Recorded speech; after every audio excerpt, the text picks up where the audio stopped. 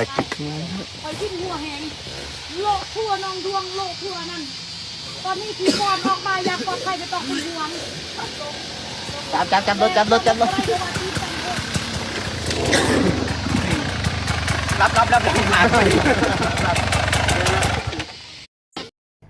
หลังจากกู้ภัยไทยลาวเหน็ดเหนื่อยกันมาหลายวันกู้ภัยลาวนั่นได้หาสิ่งของมาเพิ่มความมวลความมันให้กับกู้ภัยไทยลาว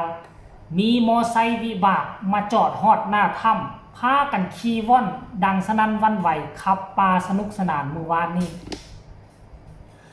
สบายดี FC แฟนคลับทุกท่านมาพบมาพ่อกันอีกคลิปนึงก็แล้วกันเนาะในขณะที่ทุกคนกำลังคอยหาข้อมูลข่าวสารความคืบหน้าการอัปเดตและก็ข่าวดีจากจุดหน้าถ้ำมื้อวานนี้ความมวลความมันก็ได้บังเกิดขึ้นท่านผู้ชมอิดเมื่อยกันมาเป็นเวลาเกือบ10วันท่านผู้ชม FC แฟนคลับถึงแม้ว่าเส้นทางจะทะลุไปฮอดปากถ้ำแต่ว่ารถยนต์ก็บ่สามารถขึ้นไปฮอดพุ่นเทือท่านผู้ชมเพราะว่าอย่างว่าที่เส้นทางสูงสั้นขนาดรถโฟร์วินก็ยังขึ้นบ่ได้รถที่จะขึ้นไปฮอดหันได้ก็คือรถมอไซค์แต่งของชาวบ้านแล้วก็มีรถเอิ้นว่ารถจกหรือว่าแบ็คโฮน่ะสามารถขึ้นไปฮอดหน้าถ้ำได้ในเมื่อมันเป็นแบบนี้แล้วโอ้หลายวันเติบที่ทีมงานกู้ภัยไทยลาวกลัวจะได้เข้ามาฮอดในเมืองก็ต้องพากันย่า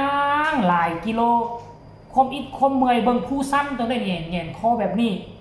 แต่บาดนี้นับแต่มื้อวานนี้เป็นต้นไปทีมงานกู้ภัยไทยลาวก็คงจะสนุกสนานกันรถวิบากท่านผู้ชมกู้ภัยลาวเอาไป1คันถึกทรงตรงมาจากเวียงจันทน์เอาไปจอดฮอดหน้าถ้ำซึ่งกู้ภัยไทยลาวพากันทดลองเบิ่งโอ้ยมีสาวงามมานั่งซ่อนท้ายอีกนั่นก็คือเจน้อมท่านผู้ชมไอ้ปอนเพิ่นก็บ่รอซ่าจับได้ถึงแม้ว่าขาจะบ่ถึงก็ซัดไปแอนแล้วก็ผู้ต่อมาก็มีอาจารย์ติงลีก็ได้ทดลองเบิ่งขี่ตั้งแต่ตอนศูนย์บัญชาการนี่ขึ้นไปฮอดหน้าถ้ำซึ่งทั้งรุ่นทั้งมวลทั้งมันได้คนละรสชาติเนาะขี่รถจกกะเสียวแบบนึงขี่มอไซค์วิบากกะเสียวไปอีกแบบนึง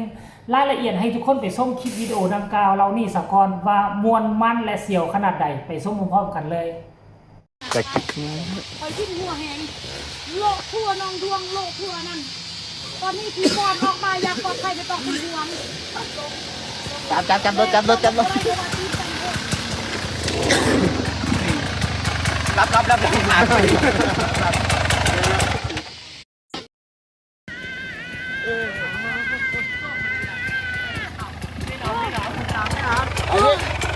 เป็นไงรถขึ้นเจอส่งด่วนพี่ไปพี่เอาเลยผมเองใช่เจอผมเองเฮ้ยใครจะไปกับพี่เขาเป็นเตอร์หาเจ้าประเภทรถไฟสตาร์ทเลยพี่กำคัดสตาร์ทไปเลยโอ้ยอย่าเลยเฮ้ยสตาร์ทตรงไหนวะพี่ตรงนี้เนี่ยอย่าสิตั้มเดี๋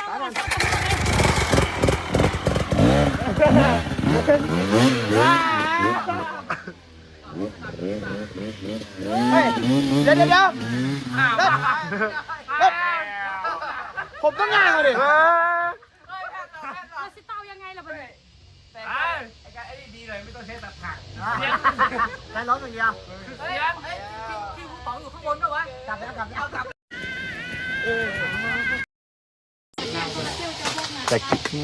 คอยทิ้งหัวแหงโลกทั่วน้องดวงโลกทั่วนั่นตอนนี้พี่บอลออกมาอยากปลอดภัยไปต้องเป็นห่วงจับรถ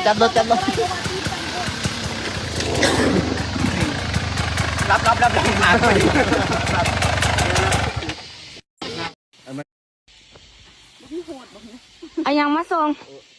มาส่งกระทะครับพี่สั่งกระทะใช่ไหมครับใช่ครับโอ้อยู่บนเขาพี่สั่งไกลมากเลยครับใช่มีกี่เตาครับอะไรครับมีกี่เตาครับวันนี้ผมให้มา2 เตาครับโอ้พี่สั่งไกลมากเลยครับก็มันหิวอ่ะเท่าไหร่อ่ะน้อง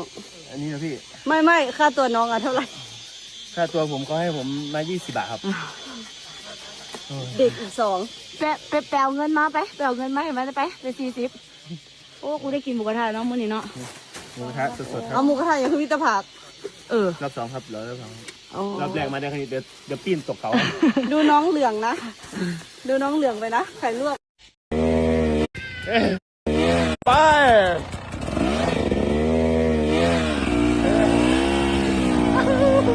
ดูสภาพพวกเรา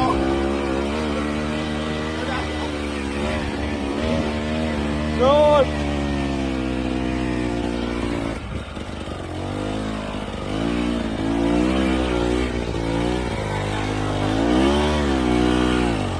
โคตรสุดโคตรสุดโคตรสุด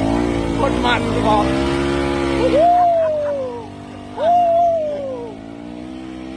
บอกเลยว่าโคตรสูงมากสูงสุดๆ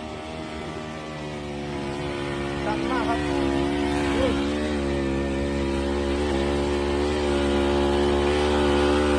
น่าจะขอให้เจ้าเมืองทำคอนกรีตลาดยางเลยว่า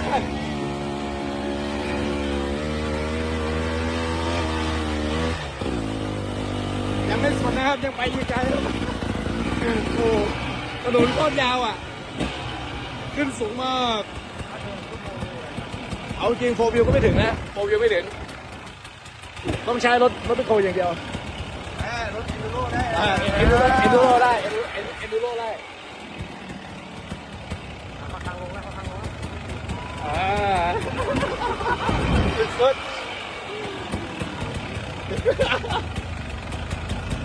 นี่ตัวโหดชันเลยชันเลยไปถ่ายไว้ก่อนเผื่อตกเขาชันโคตรเลยล้มแน่นอนเลยโอ้ยชีวิตถึงแล้วอีก2 เหวครับอีก2 เหวถึงแล้วอีก2 เหวอีก2 เหวถึงแล้ว เนาะความสุขเล็กๆน้อยๆความสนุกสนานปนเปกันกับห่างกายที่อ่อนล้าอย่างน้อยๆก็มีกิจกรรมใหม่มาเติมกำลังใจเติมไฟให้กับห่างกายของกู้ภัยไทยลาวของพวกเราเนาะหลังจากที่เมื่อยกันมาเป็นเวลา10 มื้อใจก็เริ่มท้อเริ่มถอยเห็นมอไซค์ตัวนี้เข้ามาโอ้ยกระป่านลิงได้มะพร้าวกอดจับบ่วางผู้ใดก็อยากจับผู้ใดก็อยากบายผู้ใดก็อยากขี่ท่านผู้ชมเป็นสิ่งดีๆมาเติมเต็มห้อยยิ้มให้กับกู้ภัยไทยลาวเห็นห้อยยิ้มของไอปอนเห็นห้อยยิ้มของอาจารย์ติ้งลีค่อยก็รู้สึกมีความมั่นอกมั่นใจว่ามื้อนี้มื้ออื่นคงจะได้ข่าวดีมาให้พี่ให้น้องได้ซื่นได้ชมถึงแม้ว่าพี่น้องของ5 คนได้ถอนกำลังออกไปเฮือนไปซ่านแล้วเพราะว่าออกจากถ้ำแต่ก็ยังมีพี่มีน้องญาติพี่น้องพ่อแม่อีก2 คนที่ยังติดอยู่ในถ้ำเนาะโดยเฉพาะผู้หนึ่งนั่นก็คือน้องเอหรือว่าน้องตายนั่นเองเนาะที่คองคอยการกลับมาของอ้ายเพิ่นที่ว่าติดอยู่ในถ้ำท่านผู้ชมก็ได้เป็นกำลังใจให้กันแล้วกันมื้อวานนี่มื้อก่อนนี่ก็ได้เติมความสนุกสนานเห็นบ่ซุมเจ้าได้มอไซค์มาแล้วนะสามารถสั่งได้เลยหมูกระทะไปส่งฮอดหน้าถ้ำโดยใส่มอไซค์ตัวนี้แหละมอไซค์ของกู้ภัยลาวนี่แหละโอ้ยหมูกระทะนี่เขามาส่งศูนย์บรรณาการสัวขาวอยู่นอกถ้ำใส่มอไซค์ตัวนี้แบกมาเลยนะแบกทั้งกระติกน้ำหรือหม้อกาน้ำแบกทั้งเต๋าแบกทั้งพักมีซีใบซีนหมูมาลงฮอดหน้าถ้ำมื้อวานนี่พากันกินหมูกระทะทั้งมวลทั้งมันท่านผู้ชมกะวังว่ามื้อนี้พลังจะกลับคืนมาเต็มร้อยและก็พากันตามหา2 คนนั่นให้เจอก็แล้วกันมื้อนี้เอาก็ฝากฟังอีกคลิปนึงไว้นำเอามุกอ้องใจทีมงานลาวไทยก็แล้วกันไผมีคำตำหนิติชมคำคิดคำเห็นอยากส่งข่าวส่งมาได้ทางใต้คอมเมนต์สำหรับคลิปนี้สบายดี